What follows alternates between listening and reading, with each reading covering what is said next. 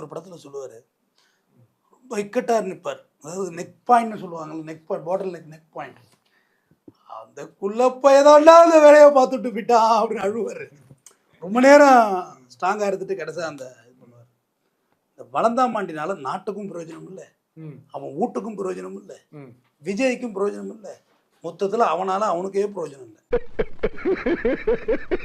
ஏன்னா வளந்தாமாண்டியோட மச்சானே போட்டிருக்காரு, விஜயண்ணா உங்க மேல மரியாதை இருக்கு, இவன் தான் என் குடும்பத்தையே பிரிச்சு விட்டு போனான், அவன் தான் அந்த வேலையை பார்த்து விட்டான், நீங்க வச்சுக்காதீங்க, உங்க மேல ஒரு நல்ல அபிப்பிராயத்தை சொல்றேன்னு அவன் குடும்பத்திலே சொல்றாங்க. எல்லா விஷயத்தையும் மிக தெளிவா புரிஞ்சு வச்சிருக்க நீ. ஆனா பேப்பர்ல போடுறானே அந்த சனியன் தான் இந்த சனியன். ஆமா, அண்ணே உடனே தானே சனியன் சகடை அப்படிங்கிற மாதிரி இறங்கிட்டாப்ல. ஆக்சுவலா விஜய் பேசாம கொள்றாரு, இவன் பேசியே கொள்றான். வாயை திறக்கிறது இல்ல. ஆமா, இப்படி ஒரு பேச்ச பேசியிருக்காரு ரஜினிகாந்த் அவர்கள். தாவேக்கால இருக்கக்கூடிய முக்கிய நிர்வாகின்னு சொல்றாரு. அப்ப விஜய் இதுக்கு பதில் சொல்லிருக்கணும், மறுத்திருக்கணுமா தார்மீக ரீதியா? எதுக்குமே ஒரு பதில் சொல்ல மாட்டார் விஜய். சொன்னா என்ன வருது, பிச்சு பிடிக்கிட்டு எல்லாம் நிப்பாங்க. இதெல்லாம் ஒரு பொழப்பா பாஸ்? அது அரசியல் போதை, ஆணவ போதை, பொருளாதார போதை, புகழ் போதை, அவங்களுக்கு எதுவுமே தெரியல. இல்ல ஆதவ் பாட்டிலோட எல்லாம் போனார் ஏர்போர்ட்டுக்கு, அதே மறந்துடக்கூடாது.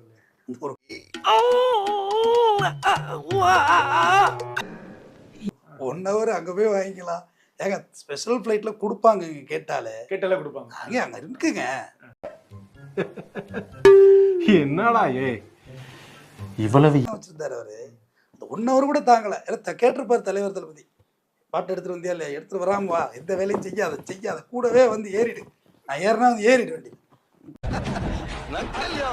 முக்கியமானது எடுத்துட்டு வந்தியா இல்லையா அப்படின்னு. சித்தப்பு நீங்க எங்க இங்க, நீங்க பெருசு இதை பிடிங்க, சிரிச்செல்லாம் நாங்க காவாது மோட்டர் ஓரமா போயிடலாம் அப்படின்னு. சரி பார்த்தாலே தெரிகிறது. அது அவங்க தனிப்பட்ட விஷயம்னு வச்சுக்குவோம், ஒரு நாகரிகம் கருதி. ஆனால் திரு மரியாதைக்குரிய சூப்பர் ஸ்டார் ரஜினிகாந்த் அவர்களை இப்போல்லாம் வந்து அவர் டிஎம்கே மீட்டிங்லேயே ஏறி பேசுறாரு.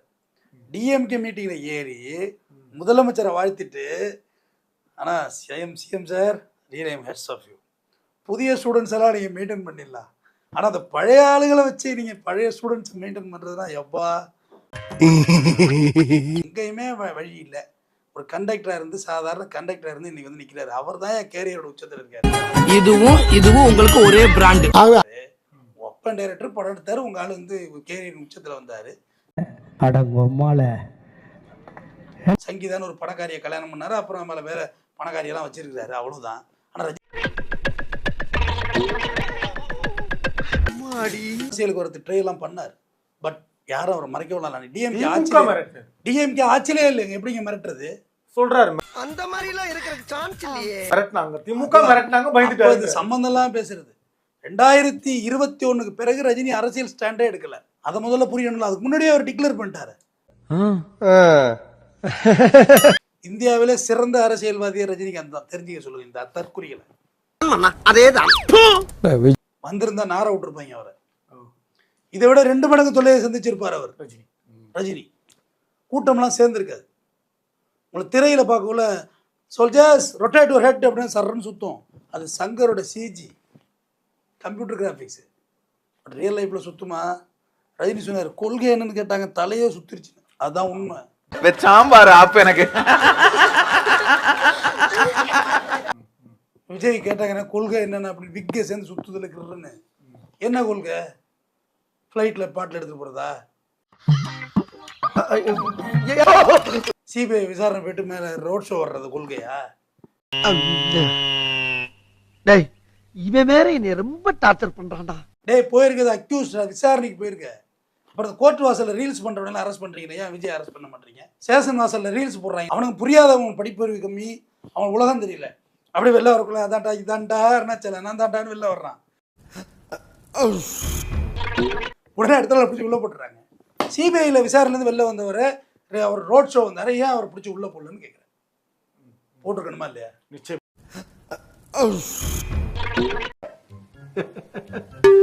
என்னடா இவ்வளவு சென்ட்ரல் கவர்மெண்ட்டே கேட்குறேன், நீ என்ன எங்கள் மாமியா வீட்டுக்கு இருந்து கடை வந்த விசாரணைக்கு வந்திருக்க, மேலே விளக்கு போடுறேன்னு போட்டிருக்கணுமே. நீ சும்மா போன ஓன எடுத்து வேட்டியில் விடுற மாதிரி ரஜினிகாந்த் எல்லாம் கிண்டல் பண்ணா நம்மளே விட மாட்டோம். இல்ல அட வெக்கம் கட்டுவீங்களா? இதுக்கு எதுக்குடா வெள்ளையங்கிலி மாலை? இல்ல சார், விஜய் அவர்கள் ஏன் இதை கண்டிக்கலன்ற, இதை கண்டிக்கணும் இல்லையா, அதை ரசிக்கிறாரான்ற. ரஜினிகாந்தை இகழ்வதை, ரஜினிகாந்தை பற்றி தவறாக பேசுவதை விஜய் உள்ள வந்து ரசிக்கிறாரா, கொண்டாடுறாரா? பார்த்தாலே தெரிகிறது. தெரிகிறதா? எல்லாத்தையுமே ரசிப்பாரு, ரசிக்கிட்டு இருக்காரு, அவ்வளவுதான். அது ஒரு அருவருப்பான மனநிலை இல்லையா? அறுவறுப்பான மனநிலை. இப்போ யாரும் விஜய்க்கு நல்ல மனநிலை இருக்காருன்னு சொல்லவே இல்லையே. விஜய் அப்நார்மல் தான் நான் பேசிட்டு ரொம்ப நாளா பேசிட்டு இருக்கேங்க. ரொம்ப நேரம் நல்லா பேசிக்கிட்டாரையா. விஜய் குழப்பத்தில் இருக்காரு, என்ன செய்யறதுன்னு தெரியல. இப்போ கொண்டு வச்சு என்டிஏ கூட்டணிக்கு ஒரு புடியை பிடிச்சாங்கன்னா காதை திருவி கழிச்சிட்டு போனாங்க டெல்லிக்கு. என்டிஏ கூட்டணியில் போய் 80 சீட்டு வேணுங்கிறாங்க. என்னாச்சு அப்படி சொல்லுவாங்கல்ல, பழனிசாமினா சிரிச்சுக்கிட்டே இருக்கிறான் பழனிச்சாமி பழனிசாமி நினைச்சேன். என்னைய என் சிரிப்புக்கு பின்னாடி பல பேரோட அழுகை இருக்கிறது. இது என்ன பிரமாதம்? இது விட பெசலைட் ஒண்ணு இருக்கு. எடப்பாடி பழனிசாமி என்ன சாதாரண இடம் போடுறாங்க, அரசியல் பயங்கரமான டெக்னிக்கலான ஆளு. இன்னைக்கு வந்து டக்குன்னு ஆதவர்ஜனுக்கு எதிராக போட்டதுல அவர் முதல் ஆளை பார்த்தா டம்மி பீஸா இருக்க, பயங்கரமான ஆளா இருக்கேடா. ரஜினி படத்தோட போடுறாரு. ரைட்டு. என்ன காரணம்? நீ எனக்கு எதிரி, உன்னை சேர்க்க மாட்டேன். என்டிஏ கூட்டணியில் கேட்டால் சொல்லிடுவார், அவன் இந்த மாதிரி தரங்கட்டு பேசிட்டு இருக்கான், அவனை எப்படி நான் சேர்க்கறது? சோலி முடிச்சு இந்த இமயமலை போயிட்டாரு, அவர் கால் தூசிக்கு போயிருவீங்களா நீங்களா? அவரை பேசுறாங்களே.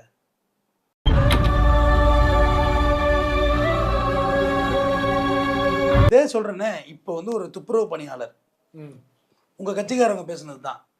குப்பை பொறுக்கிறவன் 3 பண்ணிட்டு வச்சிருக்கான், செருப்பு பிஞ்சிடும். அப்ப அவங்கள அழைத்து பாக்குறாருல, நீ பாத்தியா? நீ இந்த ராமதாஸ் ஐயா இங்க வந்து ஆஸ்பத்திரியில இருந்தாரு, அவரே போய் பார்க்கல. இந்த எச்ராஜன் ஆஸ்பத்திரியில இருந்தாரு, அவரே போய் பார்க்கல. உங்க அப்பா அம்மா ஆஸ்பத்திரியில இருக்காங்க, அதை போய் முதல்ல பார்த்துட்டு வா.